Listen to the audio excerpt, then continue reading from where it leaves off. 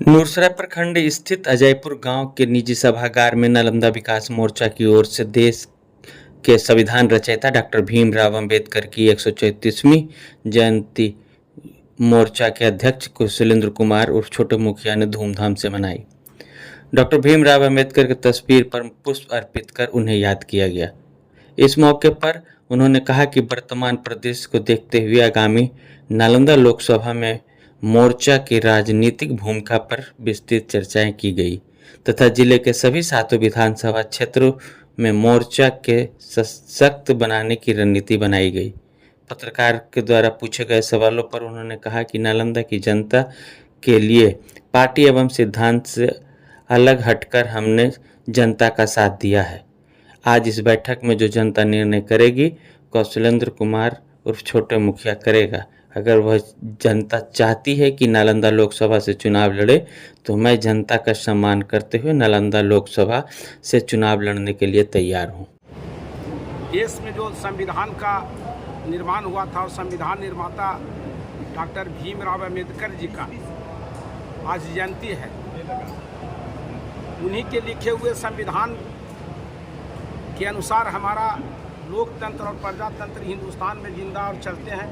तो सबसे पहले उस महामानव की आज जयंती के अवसर पर नालंदा विकास मोर्चा के जितने भी समर्थक हैं वो इस जयंती समारोह का आयोजन किए हैं। उसी अवसर पर संकल्प सभा का भी आयोजन हुआ है। सब लोग जानते हैं कि छोटे मुखिया जी एनडीए के पार्ट हैं, एनडीए में रहते हैं, लेकिन नालंदा जिला में हम ही एक ऐसा शख्स हैं कि एनडीए में रहते हुए भी अगर अन्याय अत्याचार करने वाला लोग है तो उसको हम प्रतिकार करते हैं, विरोध करते हैं।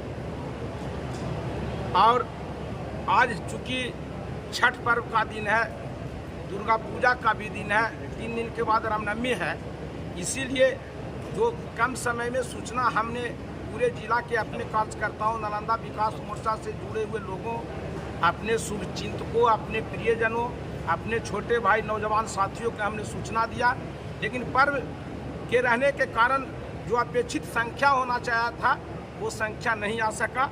इसलिए हम लोग का था कि आज बैठ के नालंदा के हालात पर, नालंदा के वर्तमान जो लोकसभा का जो सामने चुनाव आने जा रहा है उस पर हम लोग चिंतन मनन करेंगे, लोगों से विचार विमर्श करेंगे। उसके बाद जो क्षण के कार्यकर्ताओं से बात आएगा तो हम लोग एक अहम डिसीजन लेंगे।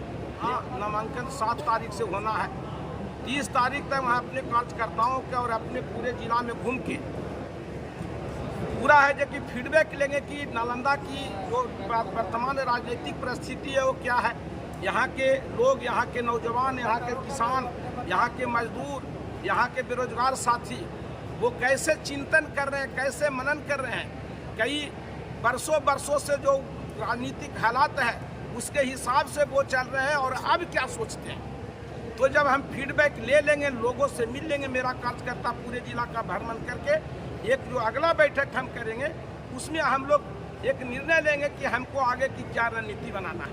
अगर सकारात्मक बैठक में सकारात्मक सोच निकलती है तो क्या फैसला लिया जाएगा? क्या आप लोग बैठक में सकारात्मक सोच अगर निकलता है हमारे कार्यकर्ताओं का तो जो कार्यकर्ताओं का दिशा निर्देश होगा उसके अनुसार हम अपना जो आगे का कार्यक्रम होगा कराएंगे।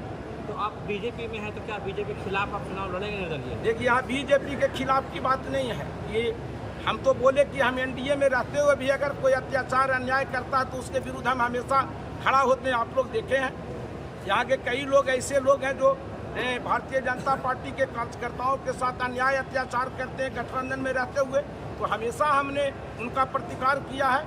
अभी आपने किसान कॉलेज का भी मामला देखा, वहाँ भी हमने अपना कड़ा स्टैंड लिया जब वो प्रोफेसर साहब के साथ अमानवीय व्यवहार हुआ।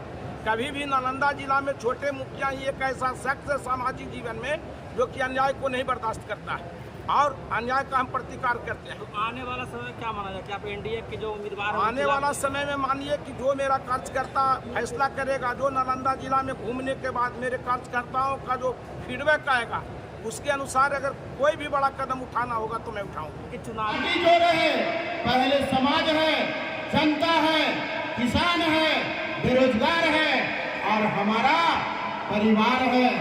परिवार बात से उठना है, न कि हमें युगांतर तक किसी को पंडुआ मजदूर बना करके वो थोप दे और हम लोग वोट देने का काम करें। इससे हम लोग दूर होइए। किसी जाति, किसी धर्म और किसी पार्टी से हम लोग बंद के नहीं हैं। पहले नालंदा का विकास चाहिए हमें, और विकास के लिए जो करना पड़ेगा हम लोग तैयार रहेंगे।